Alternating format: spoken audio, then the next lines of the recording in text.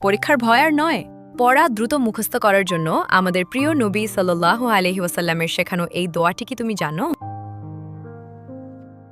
আলহামদুলিল্লাহ, পড়া শুরু করলে মনটা ভালো থাকে। বাবা, আজ আমার পড়া একদম মনে থাকছে না। আরে ফাতেমা, বই তো উল্টো করে ধরেছো। ওহ, এজন্যই বুঝছিলাম না। পড়া শুরু করার আগে একটা ছোট দোয়া পড়লে আল্লাহ আমাদের জ্ঞান বাড়িয়ে দেন। কোন দোয়া বাবা? রব্বি জিদনি ইলমা। রব্বি জিদনি ইলমা।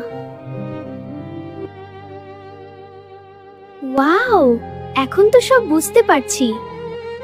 দেখো, দোয়া করলে আল্লাহ সাহায্য করেন। তাই পড়ার আগে দোয়া পড়বে। ইনশাআল্লাহ, আমি প্রতিদিন বলবো রব্বি জিদনি ইলমা। ভিডিওটা যদি তোমার ভালো লাগে লাইক দাও। আর এমন সুন্দর কার্টুন দেখতে সাবস্ক্রাইব করো।